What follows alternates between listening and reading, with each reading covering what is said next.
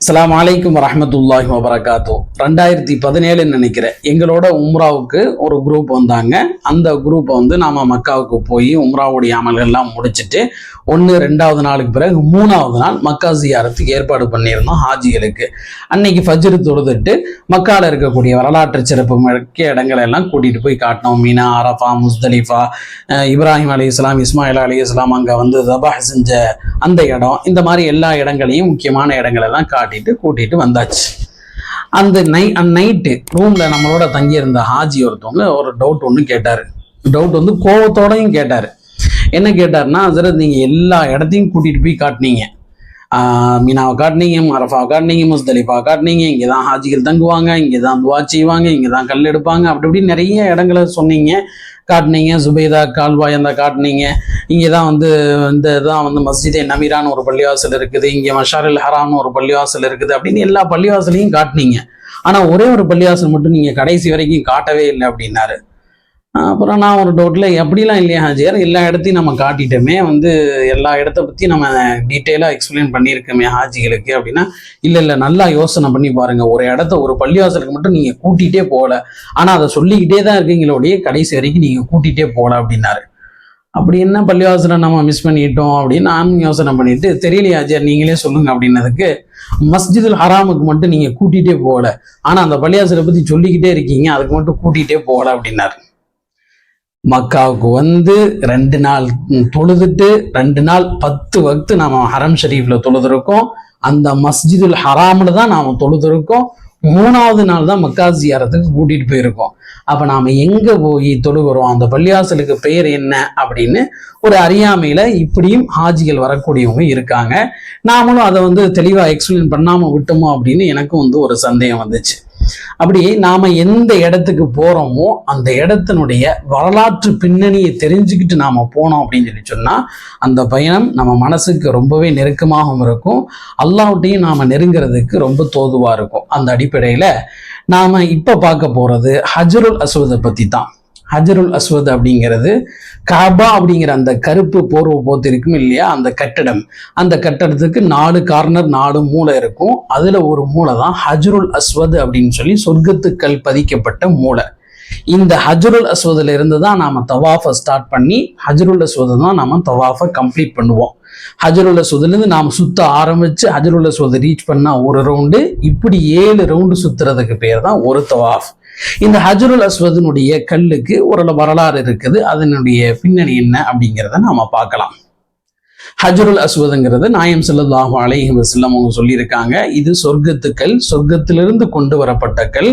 இதனுடைய ஒளி பயங்கரமா இருந்திருக்குது. இதனுடைய நிறமும் பாலை விட வெண்மையா இருந்துச்சு. மக்களுடைய பாவங்கள் பட்டு இது கருத்து போயிருச்சு அப்படின்னு நாயகத்தினுடைய ஒரு ஹதீஸ் திர்மிதி ஷரீஃப்ல இருக்குது.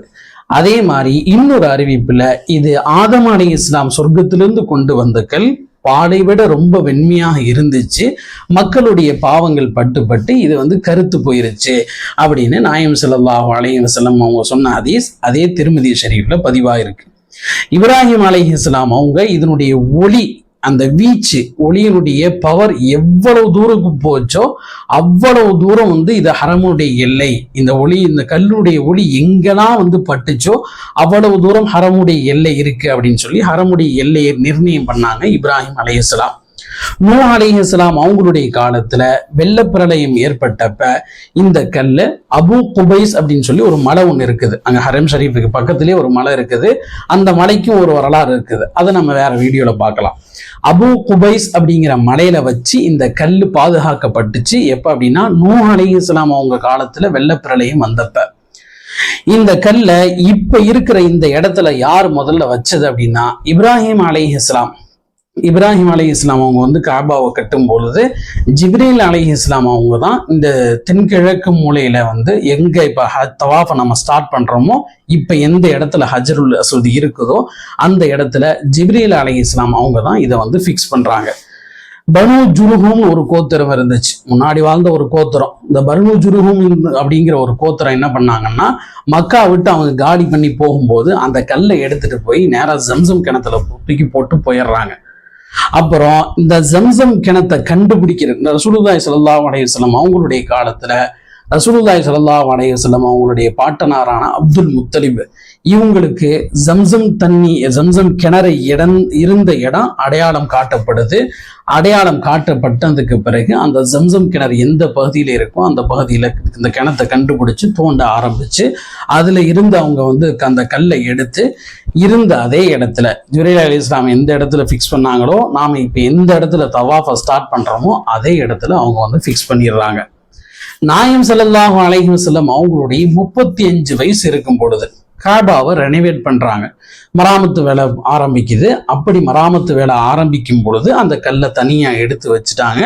காபாவுடைய கட்டடம்லாம் கட்டி முடிச்சதுக்கு பிறகு இந்த கல்லை எடுத்து அதே இடத்துல பொருத்தணும். அதுக்கு சரியான நபர் யாரு அப்படின்னு தேடும் பொழுதுதான் நாயம் ஸல்லல்லாஹு அலைஹி வஸல்லம் அவங்களால அவங்க எல்லாத்தையும் ஒன்று சேர்த்து ஒரு போர்வையில வச்சு எல்லா மக்களையும் கூப்பிட்டு எல்லாத்தையும் அந்த போர்வையை பிடிக்க சொல்லி நாயம் ஸல்லல்லாஹு அலைஹி வஸல்லம் அந்த இடத்துல வச்சு ஃபிக்ஸ் பண்றாங்க.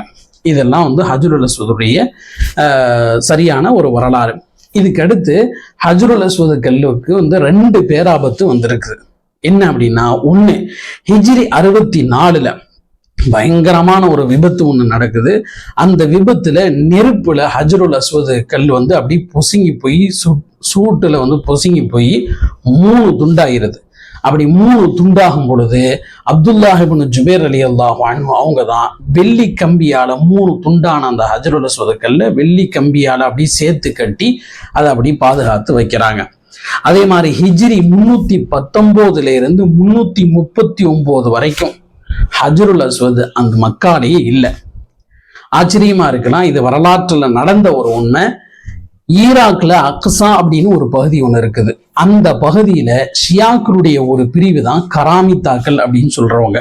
அந்த கராமித்தாக்கள் மக்கால பயங்கரமா கலவரத்தை உண்டு பண்ணி மக்கால உள்ளுக்குள்ளார நுழைஞ்சு பயங்கரமா கலவரத்தை உண்டு பண்ணி மக்கால இருக்கக்கூடிய எல்லா பொருட்களுக்கும் சேதாரம் விளைவிக்கிறாங்க. காபாவை சேதாரம் விளைவிக்கிறாங்க. இந்த கலவரத்துல என்ன பண்றாங்க அப்படின்னா, இந்த ஹஜ்ருல் அஸ்வது கல்ல தூக்கிட்டு போயிடுறாங்க, ஈராக்கு தூக்கிட்டு போயிடுறாங்க. இப்படி தூக்கிட்டு போனதுல சண்டை அடி தடி வெட்டு குத்து இதுல கிட்டத்தட்ட 8 உண்டாகி போச்சு ஹஜ்ருல் அஸ்வது கல்லு. கிட்டத்தட்ட 20 வருஷம் ஹரம்லயே ஹஜ்ருல் அஸ்வது கல் இல்லை அப்படின்னு சொல்றாங்க. அதுக்கு பிறகு மக்கால இருக்கக்கூடிய முஸ்லீம்கள்லாம் சேர்ந்து அவங்கள்ட்ட போர் செஞ்சு அவங்கள்ட்ட சண்டை போட்டு அந்த கல்லை மீண்டும் வாங்கிட்டு அதே இடத்துல இப்ப நாம எங்க தவாஃபை ஸ்டார்ட் பண்றோமோ அதே இடத்துல வாங்கி பொருத்திடுறாங்க. கராமித்தாக்களுடைய அந்த கலவரத்தினால ஹிஜ்ரி 319 இருந்து ஹிஜ்ரி 339 வரைக்கும் சுமார் 20 வருஷம் ஹஜ்ருல் அஸ்வத் ஹரம்லேயே இல்லை அப்படின்னு வரலாற்று ஆசிரியர்கள் நமக்கு சொல்லி தர்றாங்க. இவ்வளவு வரலாறும் இந்த ஹஜ்ருல் அஸ்வத் கல்லுக்கு பின்னாடி இருக்குது. அதனால அந்த சொர்க்கத்துக்கள், அதனாலதான் நபி ஸல்லல்லாஹு அலைஹி வஸல்லம் உங்களால நேரடியா முத்தமிட முடிஞ்சா முத்தமிடுங்க, இல்லை அப்படின்னு சொன்னா தூரத்துல இருந்து சைக்கினை செஞ்சு பிஸ்மில்லாஹி அல்லாஹ் அக்பர் அப்படின்னு சொல்லி தவாஃப் ஆரம்பிங்க அப்படின்னு நாயம் ஸல்லல்லாஹு அலைஹி வஸல்லம் நமக்கு உம்ராவுடைய அமலை ஹஜ்ஜுனுடைய அமலை கத்து தர்றாங்க.